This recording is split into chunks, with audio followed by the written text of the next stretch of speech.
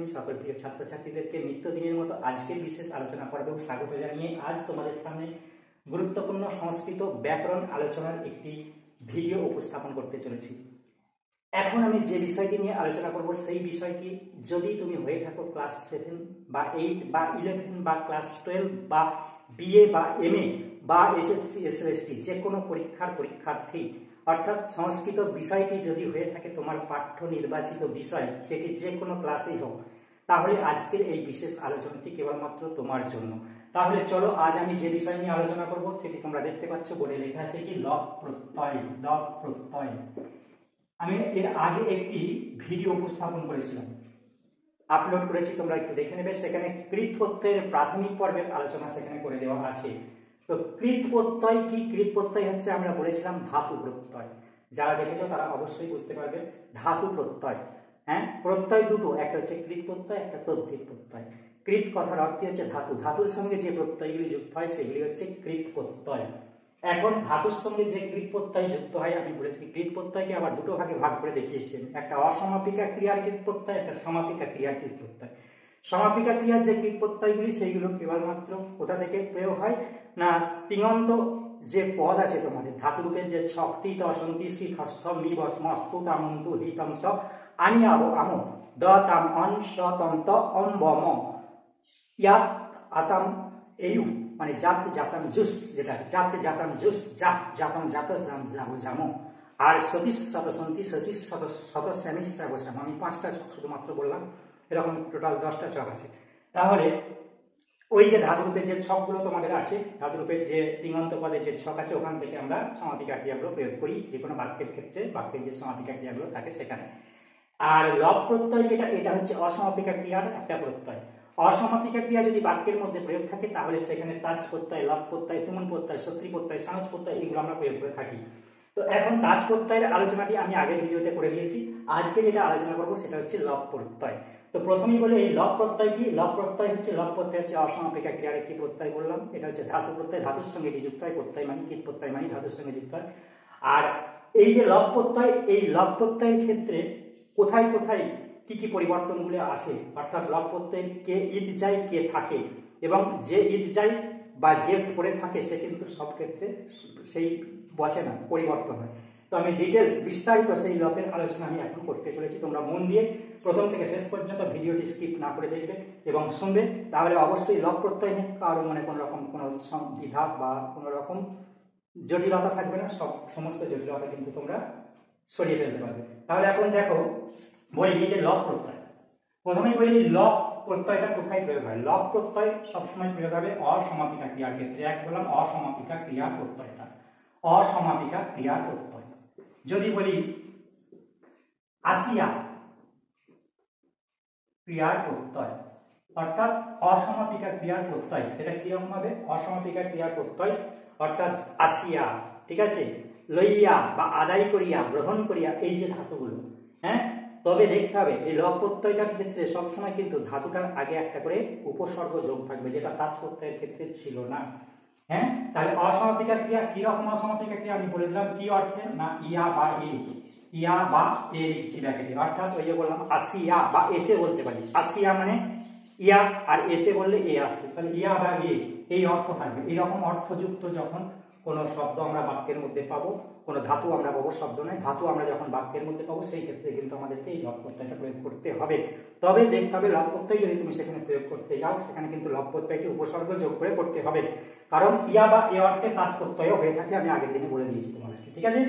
এখন এই যে বললাম ইয়া বা এ, এই অর্থে যে লব প্রত্যয়টা প্রয়োগ হবে, হ্যাঁ, সেই রকম এই ক্ষেত্রে যখন আমরা এই ইয়া বা এ অর্থে লব প্রত্যয়টা করব, আমাদেরকে দেখে নিতে হবে সেখানে কি থাকবে। বললাম একটা উপসর্গ থাকবে। তাহলে কি বললাম, ধাতুর আগে কি থাকবে? উপসর্গ। কোথায় যোগ হয়? উপসর্গ ধাতুর আগে নিশ্চয়ই যোগ হয়, এটা আমরা জানি। ধাতুর আগে উপসর্গ এটা কিন্তু থাকবে। তো এই বৈশিষ্ট্যগুলোকে কিন্তু আমাদেরকে জেনে নিতে হবে লব প্রত্যয় করার আগে। লব প্রত্যয় তাহলে কি হবে? এটা হচ্ছে অসমাপিকা ক্রিয়ার প্রত্যয়, ইয়া বা এ অর্থ হবে ধাতুর আগে থাকবে একটা উপসর্গ। যেমন আমি সিম্পল একটা আপাতত উদাহরণ দিয়ে তোমাদেরকে দেখাচ্ছি। যদি বলি আ, গম, গম মানে অসন্ত যুক্ত ল, দেখো এই যে বললাম গম, এটা কি? এটা হচ্ছে ধাতু, এটা ধাতুর চিহ্ন। আর আটা কি? এখানে আটা হচ্ছে উপসর্গ, উপরে লিখে দিচ্ছি উপ, এটা হচ্ছে ধাতু এটা হচ্ছে ধাতু, আর এটা হচ্ছে লব প্রত্যয়টা, এটা হচ্ছে প্রত্যয়। তো এই হচ্ছে লব প্রত্যয়। এবারে আমি ডিটেলস এই লব প্রত্যয়ের জন্য কোথায় কি প্রয়োগ, কোথায় কি আসে, হ্যাঁ, সব কিছু আমি দেখাবো। অনেকগুলো কিন্তু লব প্রত্যয়ের রুল আছে, নিয়ম আছে, ঠিক আছে? সব ক্ষেত্রে কিন্তু একইভাবে প্রয়োগ হয় না। তাছের যেমন প্রত্যেক জায়গায় তয় বয় আকার আসে, লবের ক্ষেত্রে কিন্তু সেটা হয় না। তো এখানে আমি সেইটাই দেখাবো। প্রথমেই বলি লপের যেটা সাধারণ নিয়ম, সেখানে হচ্ছে লপের কে থাকে আর কে ইত যায়। লপের জন্য ল আর পটা ইত যায়, ইত যায় মানে লোপ পায়। কি বললাম? তাহলে 4 নম্বরে আমি লিখে দিচ্ছি লপের কে কে ইত যায়, ল আর প, এগুলো হচ্ছে ইত যায়। ইত ইত যায়, ইত যায় মানে কি লোপ পায়। কেবলমাত্র থাকে কি জ ফলা থাকে, তাহলে থাকে জ ফলা, ঠিক আছে? জ ফলা, জ ফলা মানে এইরকম জ ফলা, যেটা যেমন কয়ে জ ফলা, ময়ে জ ফলা, সেই জ ফলাটা থাকে, বাকি ল প গুলো ইত যাবে, ঠিক আছে? এই কটা নিয়ম আপাতত আমাদেরকে জেনে রাখতে হবে। এবার আমি একটা একটা করে লব প্রত্যয় ঢুকছি দেখো। তো লব প্রত্যয় আমরা যখন করব, আমি আগে এটা একটু মুছে দিচ্ছি, হ্যাঁ, তারপরে দেখাচ্ছি।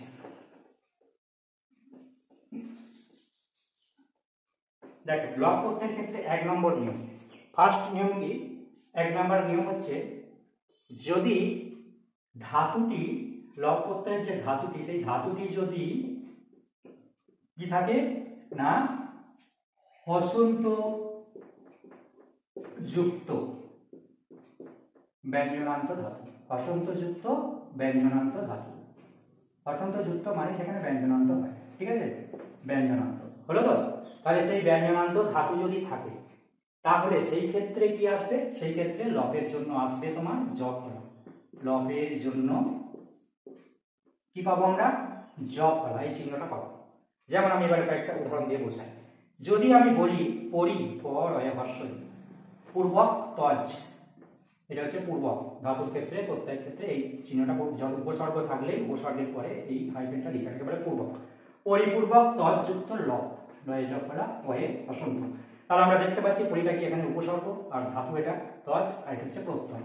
তো এখন এটাকে যখন আমি কি করব, লব প্রত্যয় করব, এটার রূপটা কি হবে না, আমি পরিটাকে নিয়ে নেব, পরিটা যেমন আছে থেকে যাবে, তজটাকেও আমি নিয়ে নেব, তজ ফলা বর্তিজ পর্যন্ত হসন্তটা তুলে দিলাম, এই লবটার জন্য একটা শুধুমাত্র জ ফলা পাবো, ঠিক আছে? তাহলে তাহলে কি পরিত্যজ্য। তাহলে এই যে পরিত্যজ্য, পর আসে তজ ফলা, লবের জন্য কেবলমাত্র একটা বর্তিজ্যের জ ফলা নিলাম। আমি এখানে বললাম হসন্তযুক্ত ব্যঞ্জনান্ত ধাতুর ক্ষেত্রে, তাহলে হসন্তযুক্ত দেখতেই পাচ্ছি এখানে বর্তিজ্য ব্যঞ্জন, এর সঙ্গে হসন্ত যোগ আছে বলে এখানে লবের জন্য আমরা কি পেলাম? জ ফলাটা পেয়ে গেলাম, ঠিক আছে? যদি বলি নিপূর্বক যুজ যুক্ত ল, উঞ্জাস বর্তিজ আসন্ত, সেই ক্ষেত্রে কি হবে? নিজুজ যদুত্তরে আসে উঞ্জাস বর্তিজয়ে জ ফলা।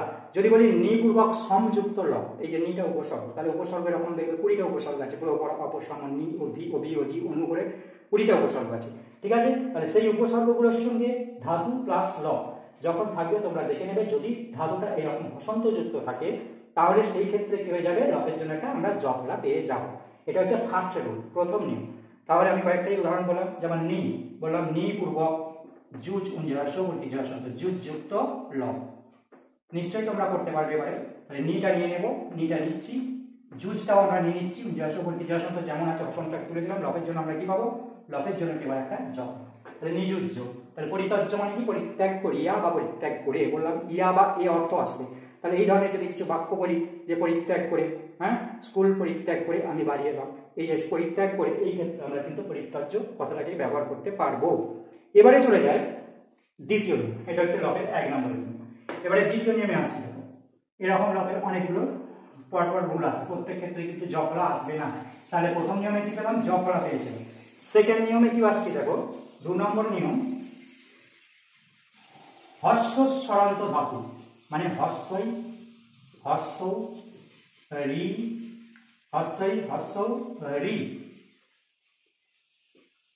তারপর তোমার হবে দন্তনে হসন্ত, ময়ে হসন্ত, এই যে ধাতুগুলো বলি হস্যই হস্য রি, দন্তন্বয়ে হসন্ত, ময়ে হসন্ত, এই কারান্ত ধাতু, এই কারান্ত ধাতু যখন থাকবে, সেই ধাতুর সঙ্গে যদি লব প্রত্যয় যুক্ত লব সমান কি হবে? আমরা লবের জায়গায় কি পেয়ে যাব? সেইখানে ডাইরেক্ট তোমরা সরাসরি লিখে দেবে তয়ে জ, ঠিক আছে? ডাইরেক্ট লবের জন্য লিখে দেবো তয়ে জ।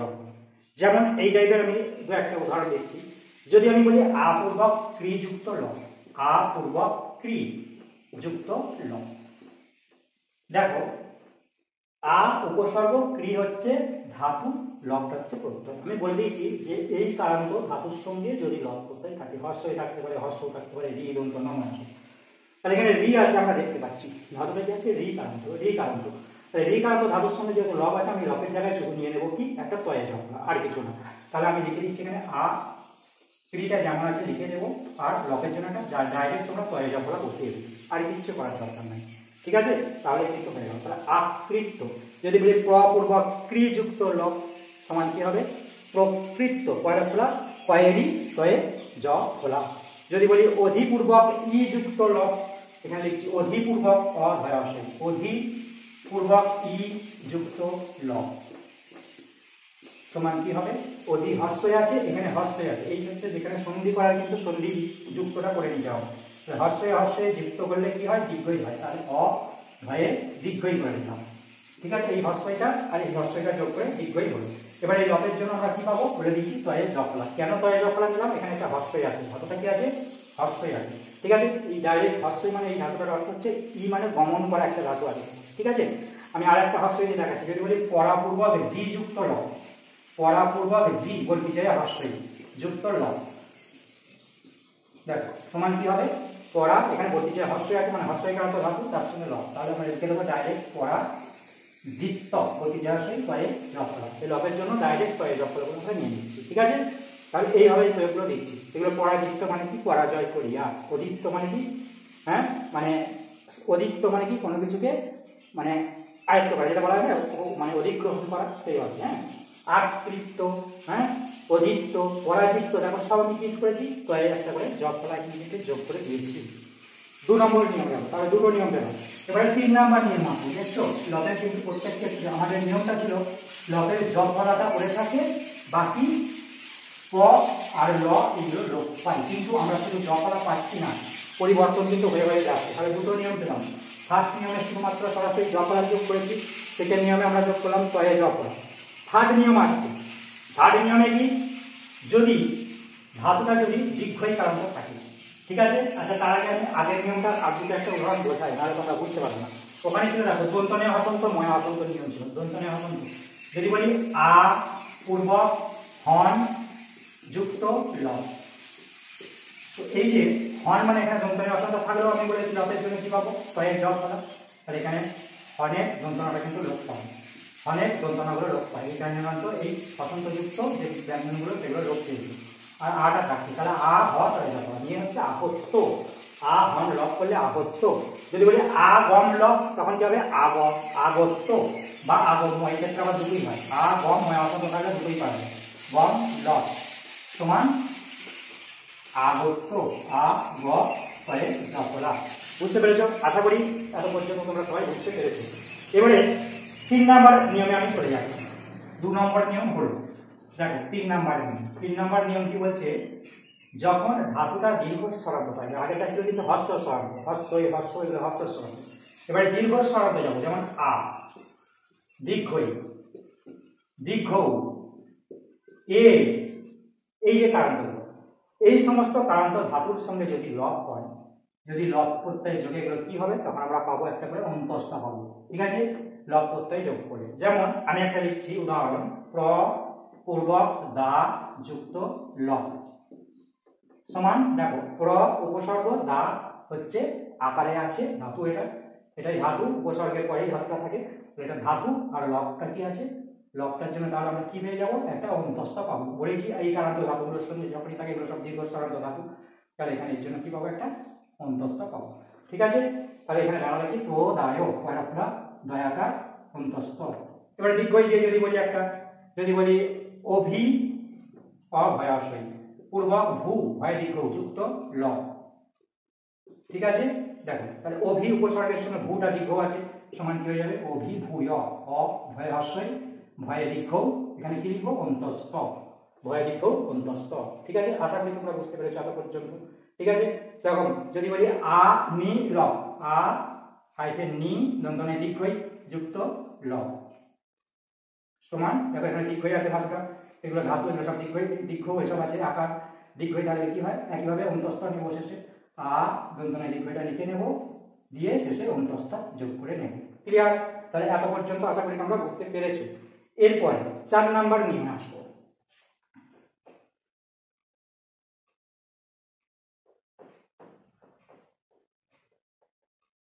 দেখো 4 নাম্বার নিয়ম কি বলছে, যদি ধাতুটা দীর্ঘ রিয়ে থাকে, দীর্ঘ রি মানে এরকম রিয়ে নিচে রি, তাহলে বললাম কয়ের নিচে এরকম রি, ঠিক আছে?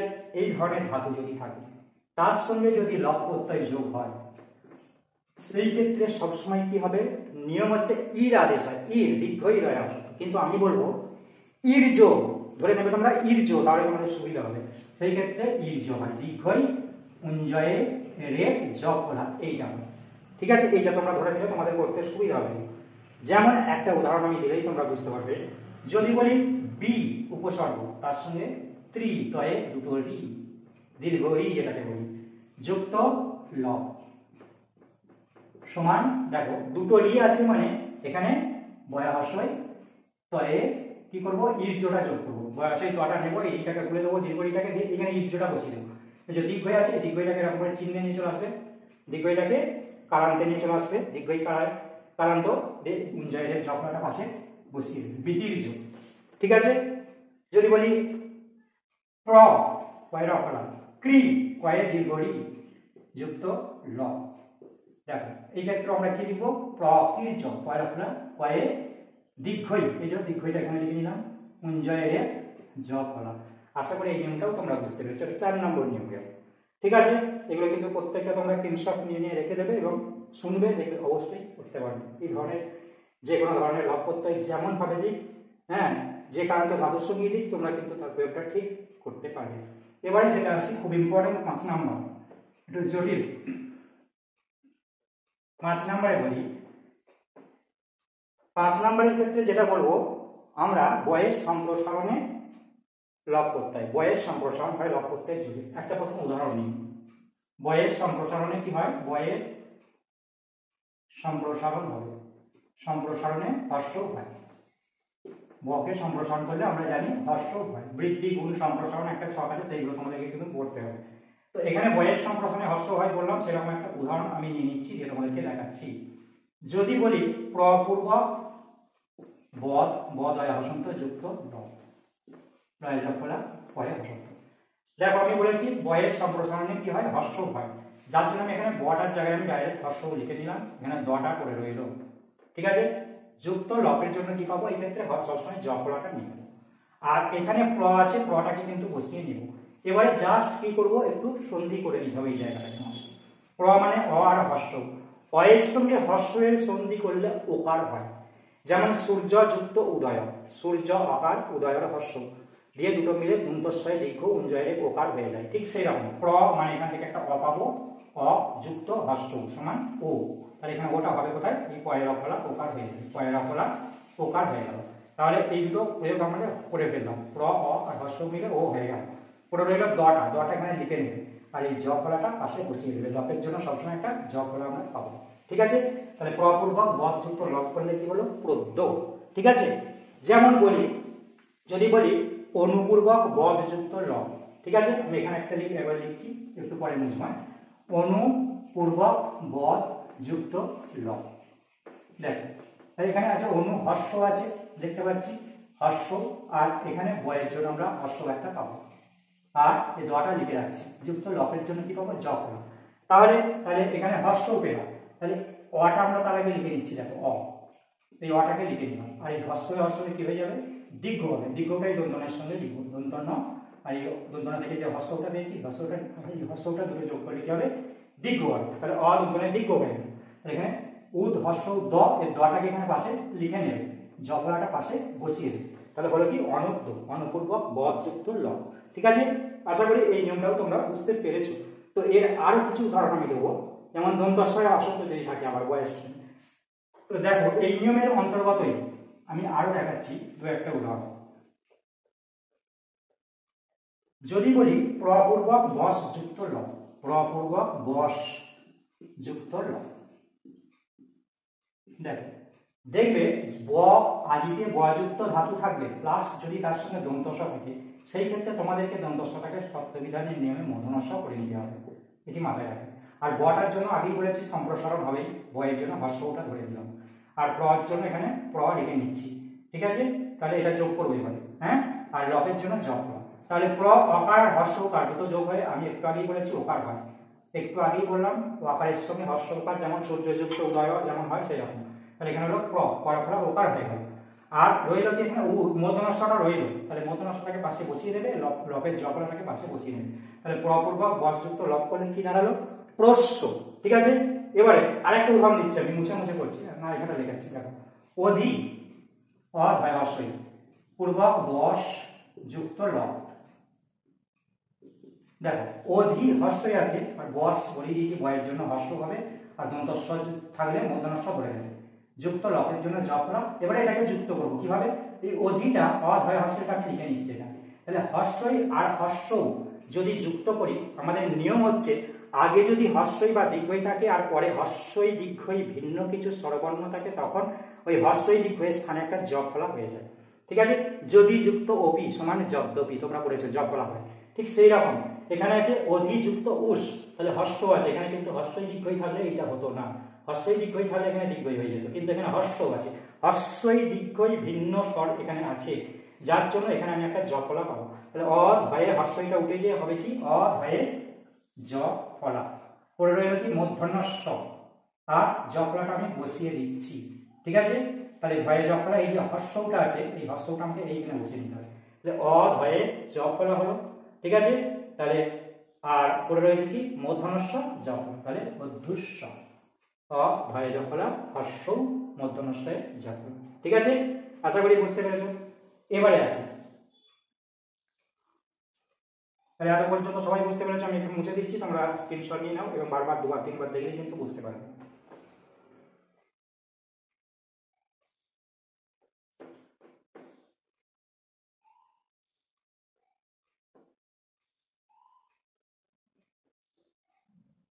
হয়েছে তো?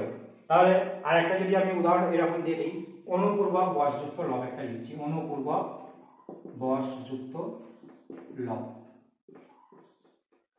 তাহলে কি হবে? অনু এখানে হর্ষটা নিব, অনু যেমন থাকছে নিয়ে নিচ্ছি, যুক্ত করে নিচ্ছি, এটাকে বয়ের জন্য হর্ষ ধরছি, দন্তস্বয়ের জন্য মূর্ধন্যস্ব ধরছি, লবের জন্য জপলা ধরছি, তাহলে অ দন্তনয় হর্ষ আর হর্ষ সন্ধি করলে কি হয়ে যায়? দীর্ঘ হয়ে যায়, এখানে মূর্ধন্যস্বটা বসিয়ে দেব, লবের জন্য জপলা, তাহলে হলো কি অনুস্ব অ দন্তনয় দীর্ঘ মূর্ধন্যস্বয়ে জপলা।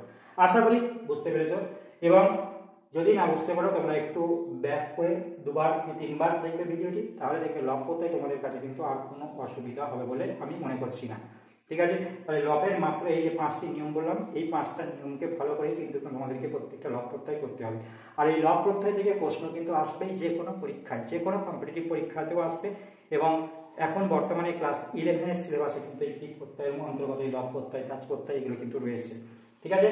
বিএ ক্লাসে এমএ ক্লাসে প্রত্যেক ক্লাসে, ক্লাস 12এও কৃৎ প্রত্যয় প্রত্যেক প্রত্যয় এগুলো কিছু কিছু করে রয়েছে, ঠিক আছে? সুতরাং বা শুধু প্রত্যয়টা বড় কথা নয়, তোমাদেরকে যে অনুবাদ সংস্কৃতে অনুবাদ করতে হবে, সেই অনুবাদের ক্ষেত্রেও কিন্তু এই প্রত্যয় এগুলো সবকিছু তোমাদেরকে ভালো করে নিখুঁতভাবে জেনে রাখতে হবে, তবেই কিন্তু তোমরা অনুবাদগুলো করতে পারবে, না হলে মোটেই কোনোভাবেই করা সম্ভব নয়। সেটা তোমরা অনুবাদের ক্লাসগুলো দেখে নিশ্চয়ই বুঝতে পেরেছো, আমি অনুবাদেরও কিছু কিছু ক্লাস করিয়েছি, এখনো করাবো, ঠিক আছে? তাহলে আজকের ভিডিওটি আমি এখানেই শেষ করলাম। যদি তোমাদের আলোচনাটি ভালো লেগে থাকে বা বিন্দুমাত্র তোমরা উপকৃত হয়ে থাকো, তাহলে অবশ্যই চ্যানেলটি সাবস্ক্রাইব করে দেবে এবং লাইক শেয়ার কমেন্ট করে দেবে, যাতে পরবর্তী সমস্ত ভিডিও তোমরাও পেয়ে যাও এবং তোমাদের যে সমস্ত সহপাঠী বন্ধুরা তাদের কাছেও যাতে আমার এই আলোচনাগুলি এই ভিডিওগুলি পৌঁছে যায়। তাহলে এখন ভিডিওটি আমি এখানেই শেষ করছি।